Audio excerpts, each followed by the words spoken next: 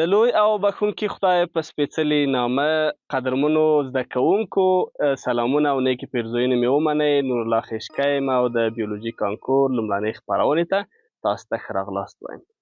زموږ موخه دا ده چې تاسو ته غوره زده کړې وړاندې کړو، بې له دې چې کوم ځایي او وختي بندیز ولرئ تاسو ورته لاسرسی پیدا کړئ او وکولی شئ کانکور دپاره غوره چمتووالی ونیسئ.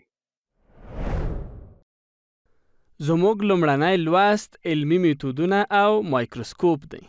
د زده کړې موخې: زده کوونکي باید د درس تر پایه وکولی شي چې د علمي میتودونو پړاوونه تشریح کړي، د مایکروسکوپ او ډولونو سره یې بلدتیا ومومي.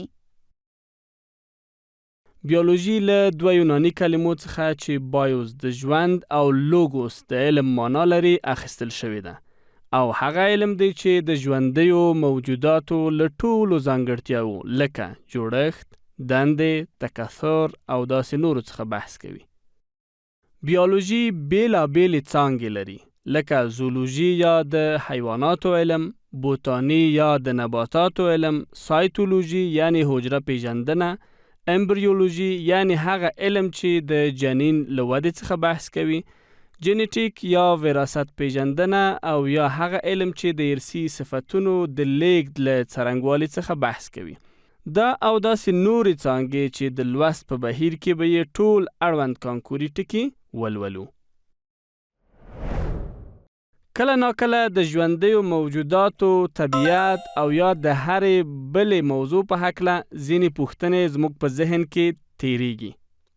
د دغو پوښتنو د کره او منطقي ځوابونو د ترلاسه کولو لپاره علمي میتودونه یا ساینتیفیک میتود کاروو. څېړونکي علمي میتودونه د علمي تجربو او څېړنو لپاره کاروي. علمي میتودونه 6 پړاوه لري. 1. پوښتنه کول. 2. مشاهده. 3. د فرضیې جوړونه. 4. د فرضیې تحلیل. 5. د فرضیې د تحلیل پایلې. 6. راپور جوړونه. پوښتنه کول د علمي میتود لومړنی پړاو دی چې یو څېړونکی د ولې، څرنګه، څه ډول، د چا او یا داسې نورو کلمو په واسطه مطرح کوي. مشاهده یا کتنه د علمي میتودونو دویم پړاو دی چې د بیلابیلو حواسو لکه لمس کولو، بویولو او داسې نورو حواسو له لارې د مطرح شوې پوښتنې په هکله اطلاعات راټولوي. د مشاهدې پړاو د فرضیې جوړونې پړاو ته لاره هواروي. د اطلاعاتو له راټولولو څخه وروسته فرضیه جوړونه ترسره کیږي، یعنی د مشاهدې په هکله حدس او ګمان وهو چې کیدای شي دا سم او یا ناسم وي. د فرضیې تحلیل د علمي میتودونو 4م پړاو دی. پر دې پوهېدو لپاره چې فرضیه سمه ده که نه، فرضیه باید تحلیل شي، یعنی د فرضیې ازمایښت او ارزونه ترسره شي. په 5م پړاو کې د فرضیې له ارزونې او د تجربې څخه ترلاسه شوې پایلې ثبت، تعبیر او تفسیر کیږي او پر بنسټ یې نتیجه ګیري ترسره کیږي. راپور لیکنه یو مهم پړاو دی چې په علمي څېړنه کې ترسره کیږي. په دې پړاو کې څېړونکي د فکرونو پایلې، محاسبې، کتنې، ازمایښتونه او ټول علمي فعالیتونه په لنډ او عام فهم ډول لیکي. زیاتره د راپور د اسانه کولو او د لنډولو لپاره جدول او ګراف هم کاروي. او دوام بحث مو د مایکروسکوپ په اړه دی. په ګډه به یې سره وګورو. مایکروسکوپ له دوه یوناني کلمو څخه چې مایکرو د کوچني او سکوپین د لیدو په معنا دی اخیستل شوې ده، چې د هغه په واسطه کوچني جسمونه او هغه شیان چې د لیدو وړ نه وي د خپل اصلي حالته ډیر لوی وینو. مایکروسکوپ 3 ډوله دی: ساده مایکروسکوپ، نوري مایکروسکوپ او الکتروني مایکروسکوپ. ساده مایکروسکوپ چې ذرهبیني هم بولي، یو جسم 10 چنده له خپل اصلي حالته لوی ښکاروي. د دې مایکروسکوپ ابتدایي بڼه جوهان او زکریا جانسن د لومړي ځل لپاره په 1590 میلادي کال کې او پرمختللې بڼه یې بیا وروسته لیون هوګ جوړه کړه. نوري یا مرکب مایکروسکوپ چې 2 یا څو محدبې عدسیې لري، په دې مایکروسکوپ کولی شو یو جسم له 1000 څخه تر 2000 ځلو له خپل اصلي بڼې لوی ووینو. الکتروني مایکروسکوپ په 1932 میلادي کال کې د روسکا او نول په نامه الماني ساینسپوهانو اختراع کړ. د لومړي ځل لپاره په 1940 میلادي کال کې روسکا بیا وکاراوه. دغه مایکروسکوپ یو جسم تر 250,000 ځله لوی ښکاروي. اوس هم هغه پوښتنې ګورو چې له دې برخې څخه په کانکور کې راځي. ښه نو تاسو هم پوښتنې وګورئ او خپله ځانونه وارزوئ چې څومره زده کړه مو کړې ده. کوم لاندینی ځواب د علمي میتودونو لومړی پړاو دی؟ 1. پوښتنه کول. 2. راپور جوړونه. 3. مشاهده. 4. د فرضیې د تحلیل پایلې.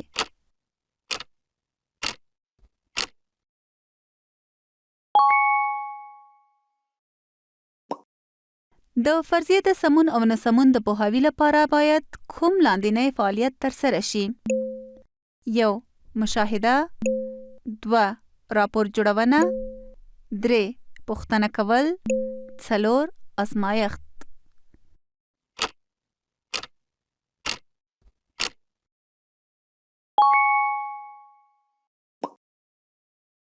علمي میتود څو پړاوونه لري؟ 1. 6 پړاوه. 2. 5 پړاوه.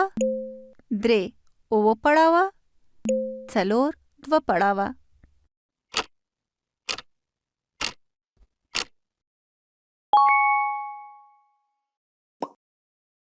د کوم لاندینی پړاو پر بنسټ فرضیه جوړونه ترسره کیږي؟ 1. پوښتنه کول. 2. راپور جوړونه. 3. مشاهده. 4. د فرضیې د تحلیل پایلې.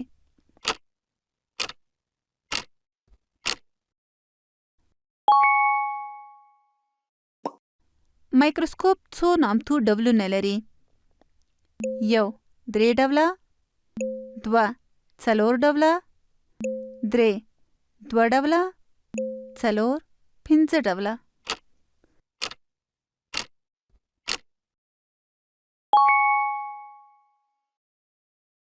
ګرانو زده کوونکو، مخکې له دې چې وروستۍ پوښتنې ته لاړ شو، غواړم تاسو ته یوه یادونه ولرم. په ځینې پوښتنو کې داسې ځوابونه راځي چې یو ځواب یې سم وي او بل ځواب یې د سم ځواب تاییدونکی وي. تاسو هڅه وکړئ چې دویم ځواب یعنې د سم ځواب تاییدونکی وټاکئ. د دې مثالونه به هم په ګډه سره وګورو. الکتروني مایکروسکوپ یو جسم څو ځله له خپل اصلي حالت څخه لوی ښکاروي؟ 1. 10 ځله. 2.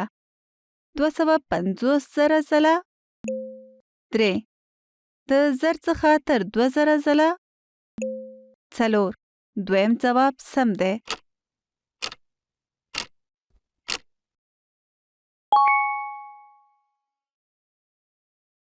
کانکوري ټکي. علمي میتودونه د علمي پوښتنو د ځوابولو لپاره منطقي تګلارې دي. علمي میتودونه 6 پړاوونه لري. پوښتنه کول. مشاهده. فرضیه جوړونه. د فرضیې تحلیل. د فرضیې د ارزونې پایلې او راپور جوړونه. فرضیه احتمالي انګیرنې او ګمانونه دي چې د مشاهدې پر بنسټ رامنځته کیږي. فرضیه کیدای شي سمه وي او یا سمه نه وي. راپور باید لنډ، منظم او کره وي. مایکروسکوپ 3 نامتو ډولونه لري: ساده مایکروسکوپ، نوري مایکروسکوپ او الکتروني مایکروسکوپ. هیله لرم چې خپرونه مو خوښه شوې وي او له تاسو مننه کوم چې له موږ سره وئ. تر بلې خپرونې مو په لوی خدای سپارم. ښې چارې.